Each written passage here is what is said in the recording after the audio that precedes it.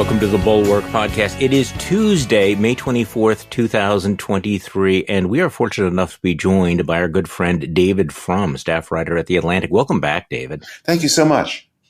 David, I felt that we needed to have a soundtrack for today's show, a special soundtrack before we get into the news of the day. Go for it. Here it is. Is this the real life?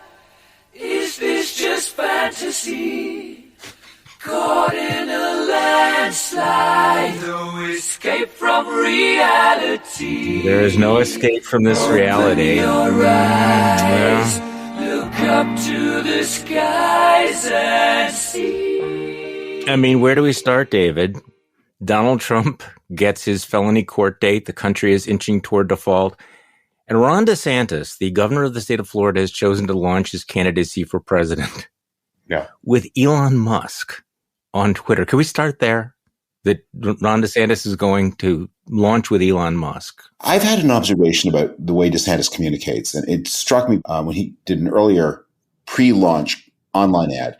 I watched it and realized it was 3 minutes long. Mm-hmm. Every encounter between DeSantis and a voter in this ad was mediated through a screen. That the voter would see DeSantis on a telephone. They would watch him on a TV screen. Even when the voter, they photoshopped DeSantis in apparent conversation with actual voters. But when you look more closely, you realize that the voters were looking at each other, not at him. And in fact, they were holding screens in front of their faces as they talked to him. In this new ad that is, I guess, 24 hours before launch, DeSantis is walking toward a stage and we hear a speech by a voiceover. In a British accent.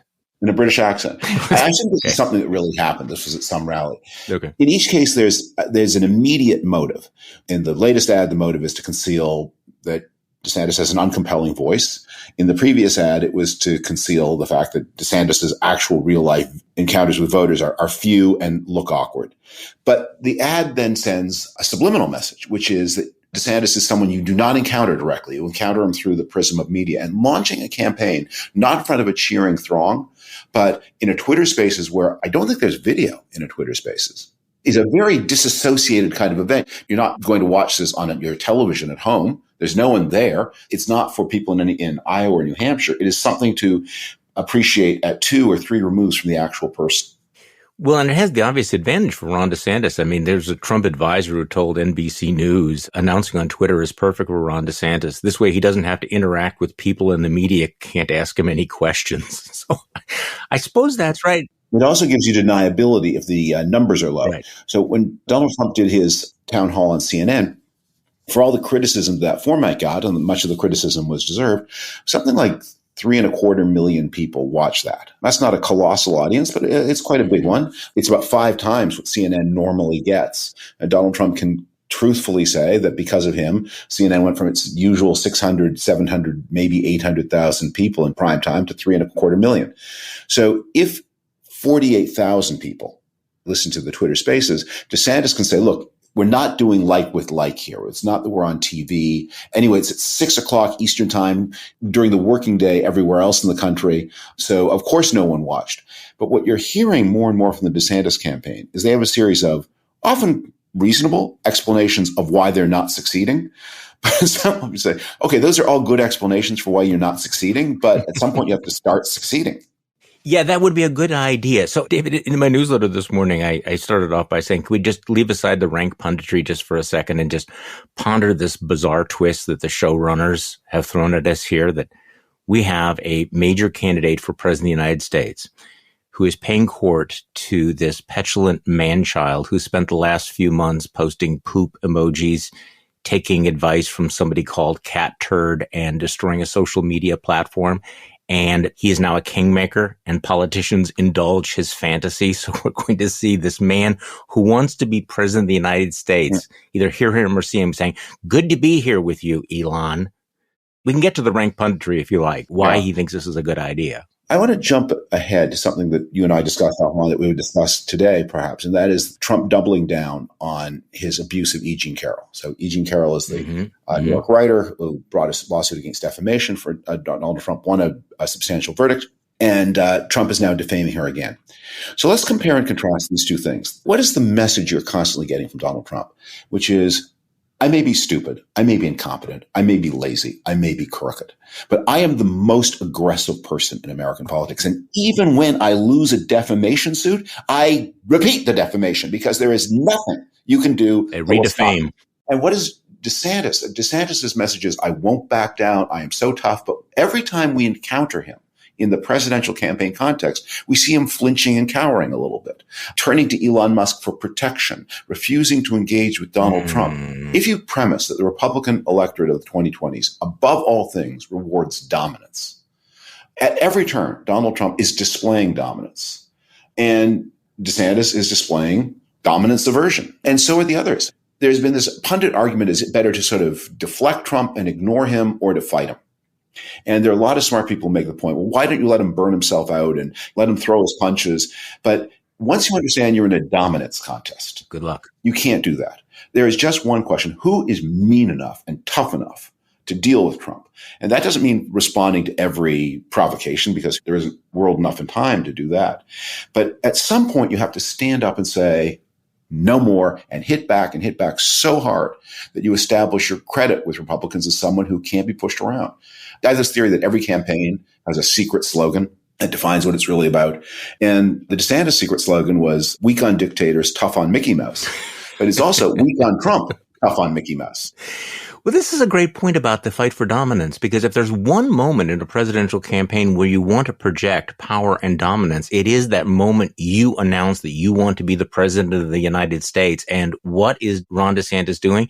He is diminishing himself, first of all, by going to a shrinking, somewhat obscure website. And I mean, not just Twitter, but Twitter Spaces. And then he's going to be in the shadow of Elon Musk. So he is diminished. I think I can understand the logic. I mean, he knows that he needs a reset. He really needs to do something dramatic. He needs to create a lot of buzz. He needs to reinforce, his status with the online far right. And this is consistent with his pattern and practice of, co-opting the base wing of the party. And he knows that, embracing Elon Musk is going to create rifts within the MAGA-verse, and it's going to trigger Trump down in Mar-a-Lago.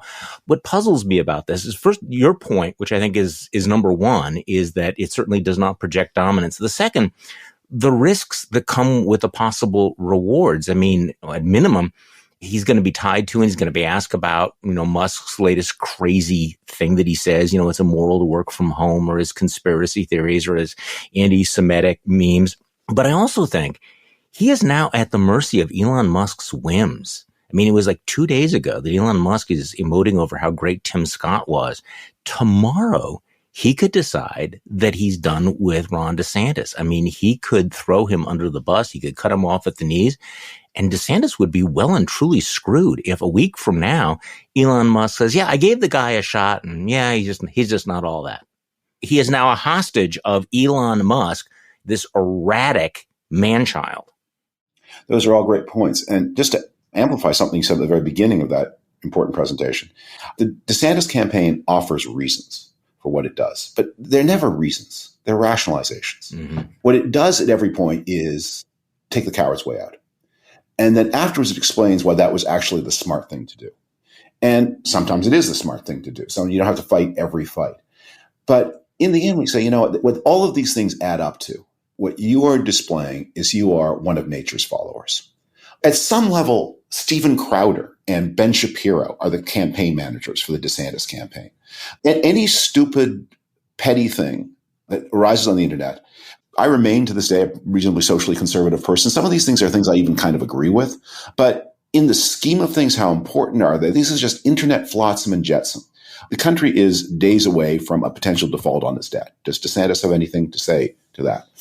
Tens of millions of Americans are going to pay less for insulin, which is a thing they will like, because of a massive government intervention in the pharmaceutical industry. Is that good or is that bad?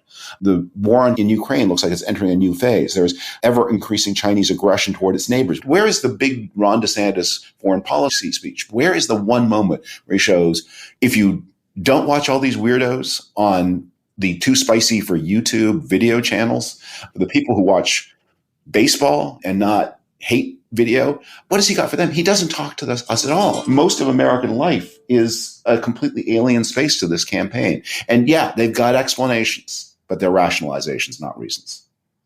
It seems deeply unserious, except if you live in this world of the flotsam and jetsam of the internet. And maybe the calculation he's made is that that's where the influencers are. That is where the Republican base is. The Republican base is frankly not interested in the very serious issues, the real serious threats. I mean, they're willing to throw a rhetorical bomb once in a while, but what they are most interested in are these petty, trivial culture war fights. So, I mean, maybe that is the id of the Republican voters who will decide who gets the nomination. But there's another rationalization. We're testing that right now.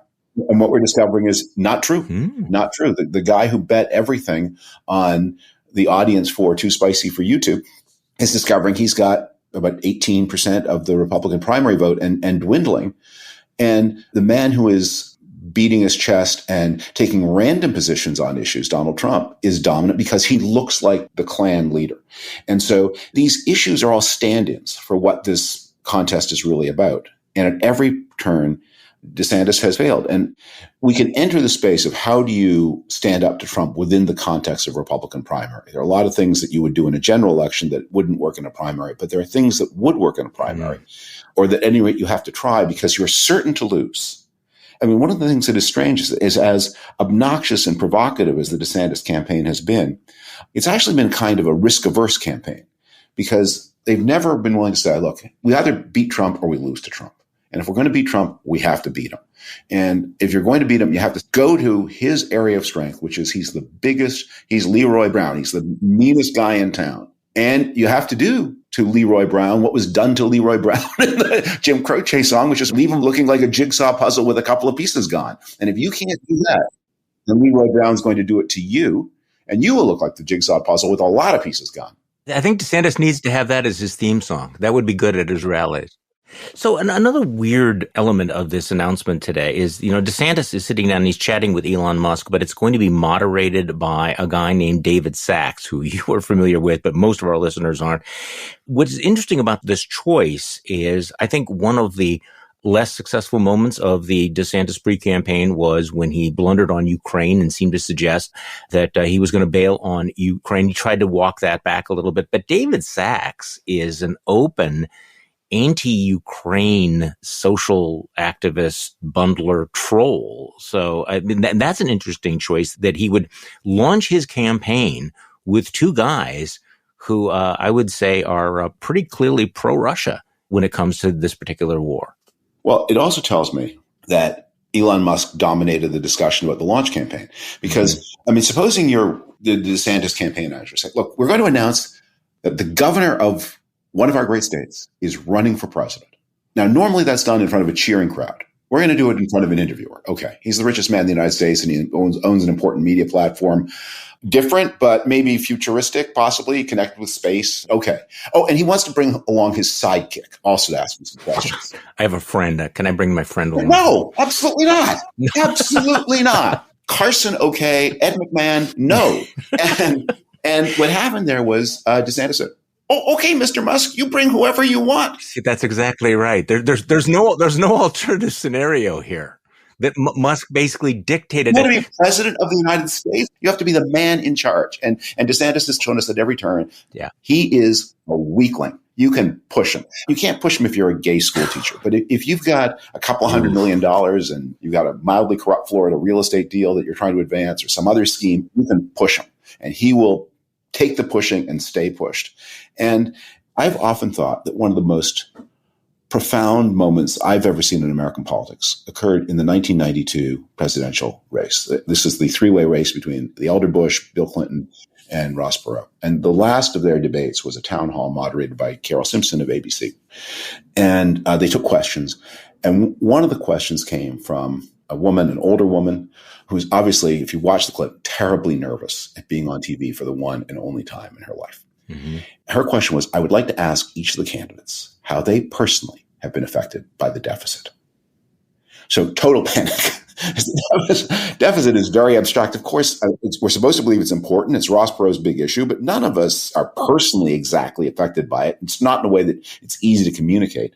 Anyway, so to cut the story short, Bush and Perot both flubbed the question. And then it's Clinton's turn. And Clinton takes one of, that giant step toward her. Oh, yeah. And projecting sort of emotional reassurance this frightened person says, a nervous person. Yeah. I'll answer your question, but first I need to ask you, how have you personally been affected by the deficit?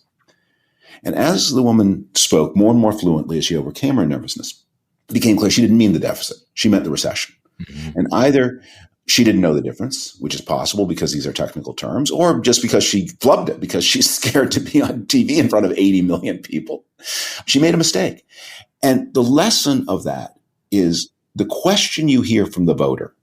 When the voter enters the realm of politics, they're often speaking a foreign language, deficit, recession, things they don't know the meaning of. They mean my neighbor lost his job or my husband lost his job. So you have to help them to translate from their language into the language of politics and then do the translation back. And you have to hear the question behind the question. And DeSantis keeps thinking that the question is, what are we going to do about this or that piece of internet flotsam? And he's never understood the question is, are you big enough to take on Donald Trump? Are you brave enough? We don't want you to take him on like some maniac. You want a maniac, will get Trump. But do you have the kind of cold, steely authority that allows you to deal with this guy? And at every turn, DeSantis' message is, no, I don't. I don't. And I can't deal with Elon Musk. And I can't even say no to David Sachs. So let's talk about Donald Trump and what he is doing these days, the lack of impulse control now that he is in a different world. I think it is worth pointing out for everybody who says, well, nothing ever touches Donald Trump. Okay, that is true. That conventional wisdom is probably correct. However, he's not in Twitter anymore. He's facing potential federal indictment. He's been indicted in New York. He has to give depositions in civil cases. And so over the last 24 hours, you get a trial date set in his criminal case in New York, the hush money case. The judge issues a contempt warning. You mark this on your calendar, March 25th, 2024 on your calendar, right in the middle of the Republican primary. He's going to go on trial, 34 counts of felonies. Wall Street Journal reporting the special counsel is wrapping up the Trump Mar-a-Lago probe. E. Jean Carroll, we talked about this briefly, is seeking very substantial new damages after Trump again defamed her, called her a whack job in CNN town hall. And Michael Cohen, his former lawyer, is commenting on all of this and said he has zero confidence that Trump's going to obey the judge's order. Here he says, I have less than zero confidence. He gets blinded by anger, Cohen said Monday. Rational thought flies out the window when Trump gets angry. He's no different than a petulant child. And so he's basically saying, look, whatever the judge says, Donald Trump is not going to follow this. He doesn't think that these rules apply to him. So give me your sense of where Donald Trump is, because I think there is that default setting that nothing's going to matter, that he keeps getting stronger. However, he is in a world in which his lies actually have consequences, and there's no indication that he fully has taken that on board. Right. Well, we have a habit of talking about Donald Trump purely in the context of his relationship to his base or to the Republican primary electorate, which is a little bigger than the base. And all the things we've just been saying about how this is a dominance contest, that applies to a certain subset of America. That's the immediately politically relevant subset because it's the first contest. But after that subset, after he prevails or loses in that context, he then has to face a different election in which the questions are different. And that's in front of the big general election audience. And there it's not a dominance contest. There are other things are at stake. There are questions of empathy and compassion and responsibility and reassuringness matter. Because it's so outrageous that Donald Trump is any kind of figure in national politics at all, because it's so embarrassing to all of us that he did serve as president, that we lose sight of the fact of just what an unpopular president he was and how he has always been a minority figure. From 2000 to 2020, 6 presidential elections, 12 major party nominees. After John McCain in the catastrophic year of 2008, we're having both the Great Depression and the Vietnam War at the same time, and McCain is the party of the president. The second and third worst performing candidates for president were both Donald Trump. In his first outing in 2016, he got like half a point of the vote more than Michael Dukakis did in 1988. And we do not sort of spend lots of time pondering the mystic connection between Michael Dukakis and his base, although he had one, I'm sure. So what we're heading toward is this person who's always been a candidate of a minority of the country, now tangled in these additional legal problems. And they rally the alienated Republicans to him because they think that the system's unfair and stacked against them and they should be in charge and they're not. And so every attack on him is an attack on them. But most people in this country respect the laws. Most people respect the operations of the criminal justice system. And if he ends up with indictments and convictions, This ex-president who's already weighted down by his unpopularity because of the many reasons he deserves to be unpopular is now going to have a whole bunch of new weights attached to him and will sink even lower. That's a great segue to two recent pieces that you wrote. So last month, you wrote a very sort of upbeat piece predicting a Biden blowout. And you argued, the strong political fundamentals pointed to Biden's reelection, growing economy, rising employment, Republican culture war gambits that are alienating crucial groups of the voters. But you wrote a more recent piece just a couple of weeks ago identifying the X factors, the things that could maybe turn Biden's reelection upside down. So let's just walk through that because, I think that all the fundamentals do point to a Biden reelection. However, life is full of contingencies and politics can take strange turns. So what are the unexpected events that might bump history off its predicted course? Also, to give you a glimpse of the writing process. Yeah. The way that 1-2 piece happened is typically my wife will read my pieces before they go online and give me comments, but she doesn't always have time. And in this case, I wrote this piece about why I expected a Biden blowout, and she didn't read it before it was published. And then over dinner, she said, okay, well, if you're wrong, why? This is the sort of thing she would say to me. If you are wrong, why would you be wrong? And I said, well, there are two things that could complicate it. And she said, you should have put that in the article. I said, okay, well, I'll write another article. And the two things that could complicate things are, one, Trump has these legal troubles. At that point, it was not impossible, although I think it is now very unlikely that they could have tripped him up on the way to the nomination and scrambled the field. And then there's the Biden health problem. If Trump had impulse control, the way for him to run the 2024 election is to accept that Biden has a big advantage over him, and he can't do that. But if he could, and if he could remember that Biden, in a one-on-one contest, Biden did beat him and will beat him again, his message should be, I'm not running against Joe Biden. Joe, love Joe. Joe's fine. Everyone likes Joe. Joe's vanilla ice cream. No one minds Joe. Joe's fine. If Joe were to live for the next 4 years, we'd all be fine. But, and you're Donald Trump, so you can say things like this, we all know Joe's dying. Yeah. So I'm not running against Joe. I'm running against Kamala. And then you refuse to talk about Biden for the next. And anytime they ask me, I'm not running against Joe. We all know Joe's not going to be president. Kamala's going to be president, and go after her. I think that's exactly right. And I think you're already seeing signs of that. Yeah, and that's the play. And I'm not going to join in the piling on her because I'm sure she's fine. But what Democrats will say is, her numbers are bad. And they say, yeah, that's only because Americans are skeptical of a minority woman, both of whose parents were foreign born. I'm sorry, you can't say to the voters, we're scolding you for your irrational attitudes. Mm-hmm. They're voters. They're full of irrational attitudes. If you know that being a woman is a discount and being a minority is a discount and having two foreign-born parents is a discount, and you've got a candidate with all three of those discounts, that's a problem. And you should have thought of that in advance. And as vice president, she is hampered in what she can say to defend herself because she has to insist, you're not running against me, you're running against Biden. And so every time she defends herself, she turns the subject back to, she will counter-inflame the worries about Biden's health because her message keeps in the spotlight that a denial is as dangerous as an accusation. It keeps in the spotlight the question of is Biden really going to be the next president if the Democrats win? You cited examples of how they would go after, Kamala, including over race, sex, and immigration. For example, the panel in California recommends reparations to Black Americans. Blame Kamala. Disorder in the New York City subway. Blame Harris. Trans influencer on a Bud Light can. You blame Harris. So she can become kind of the magnet for all of these complaints. And as you point out, this pressure is only going to increase as we get closer to election day. As you point out, even a twisted ankle, a respiratory infection is going to bring doubts about Joe Biden's fitness to the fore. There's so many opportunities for this, the focus to switch. And you already feel that the Republicans are gearing up to kind of not run, they'll run against Biden, but it's really sort of Biden dead, Kamala alive as their hidden slogan. To go back to your hidden slogans before. No, that's going to be a big problem. And the Democrats have no choice but to say she's not a bug, she's a feature. But they have one more problem with her, which is despite her biography, she was not a trusted favorite of the Democratic left. So she doesn't have as much running room as one might think to put distance between herself and the Democratic left. Barack Obama, who was a creature of the Democratic left and had enormous credit with them, could then send culturally conservative message when he headed the ticket in 2008. He could campaign in churches. He could talk about the role of fathers. He could sound these within his own ideological and tradition, he could sound themes, and it wouldn't trigger a mutiny. Whereas she has this problem because there's this feeling that she was a prosecutor. Remember the line against her in 2020, Kamala is a cop, said the party left. She actually spent a lot of her vice presidency building fences with party progressives, and especially the cultural progressives. Mm-hmm. And so it's going to be hard for her in the campaign to say, yeah, how am I different from Joe? I am tougher on crime than Joe.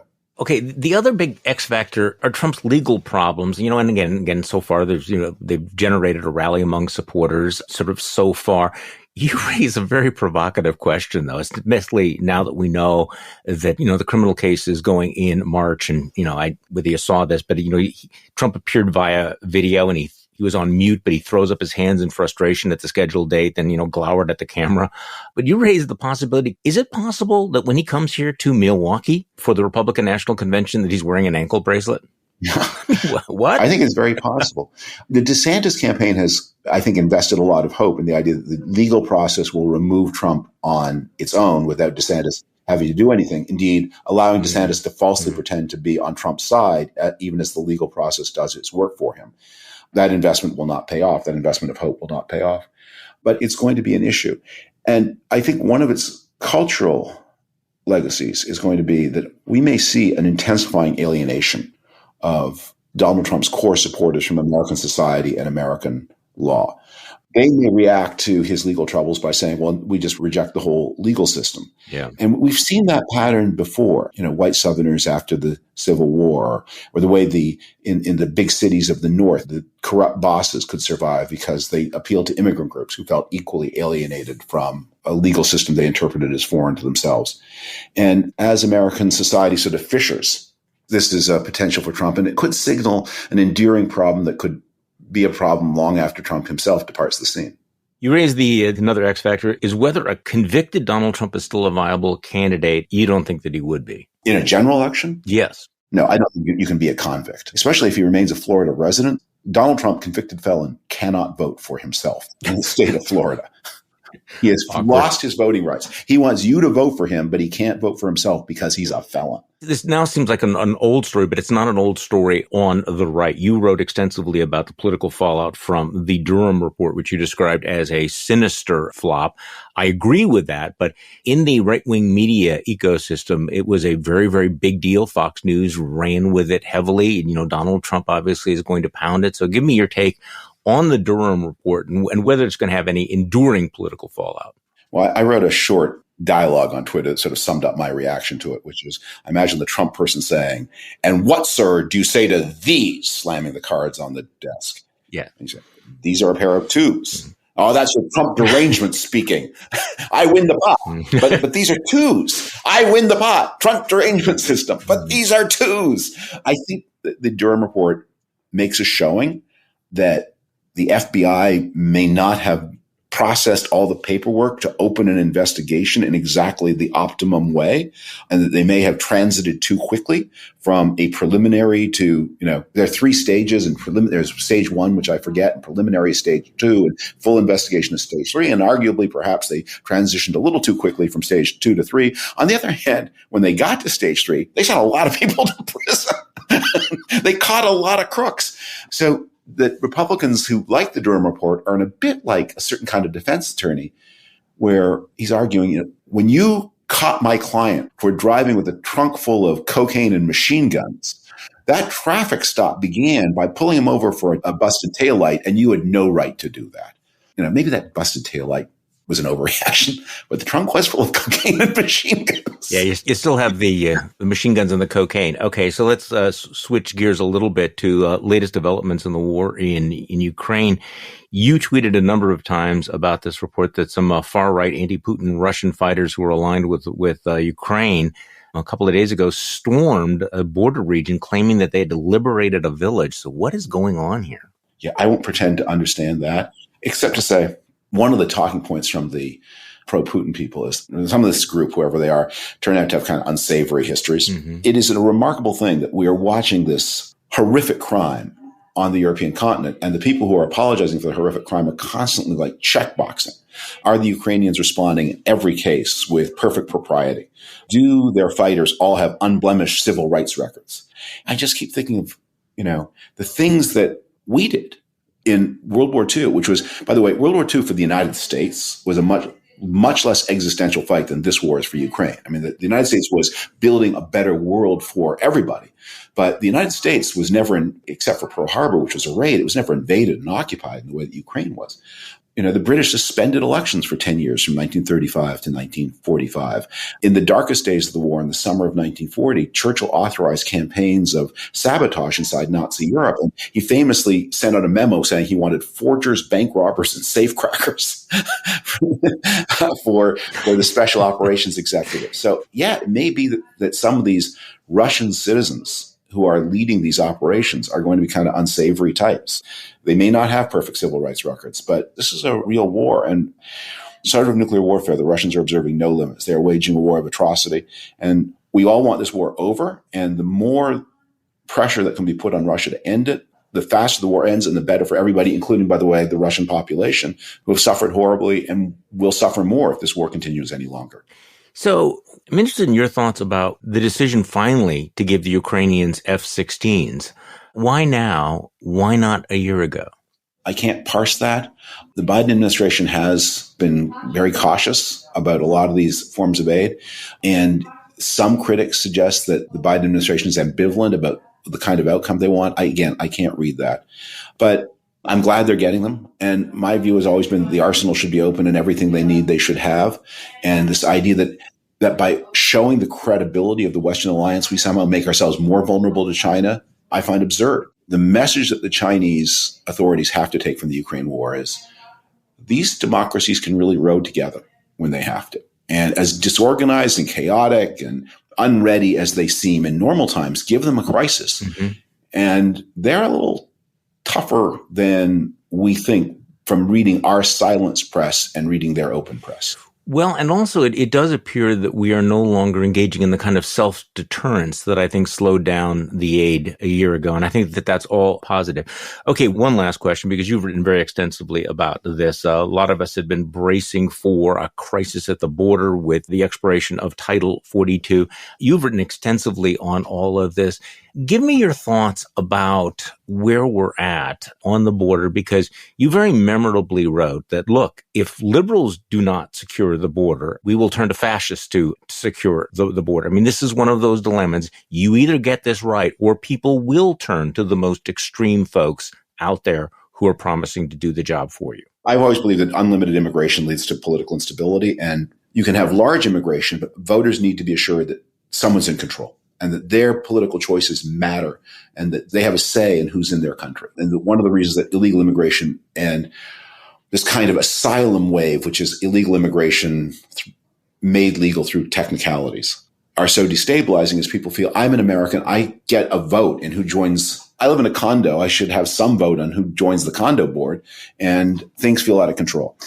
I have been focusing recently on not just on the border, but on what is beyond the border, because the reason the end of Title 42 did not lead to a deluge of new immigration is the Biden people have been doing a deal with the Mexican government to act as America's police force. And the Mexican authorities are keeping Central Americans and people from even farther afield. There are many illegal immigrants from China, from Africa, even from Russia showing up that were showing up at the southern border.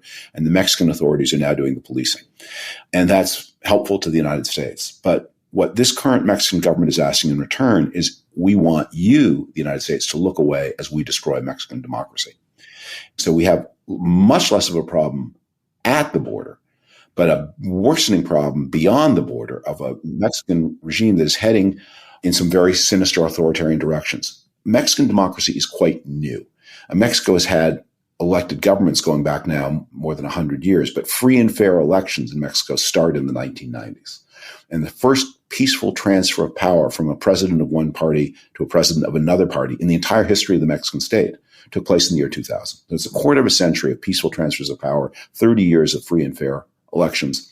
And Mexico is suddenly going backward very fast under its current president, who is working toward unfair elections in the summer of 2024 that could spark a true crisis of authority inside Mexico. And the respite on border crisis that the Biden administration has got by cooperating with the president of Mexico, Lopez Obrador, may blow up into a bigger crisis in the summer of 24.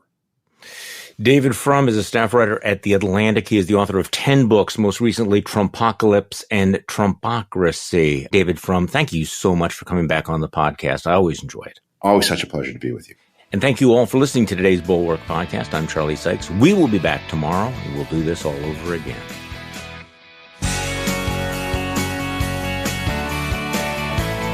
The Bulwark Podcast is produced by Katie Cooper and engineered and edited by Jason Brown.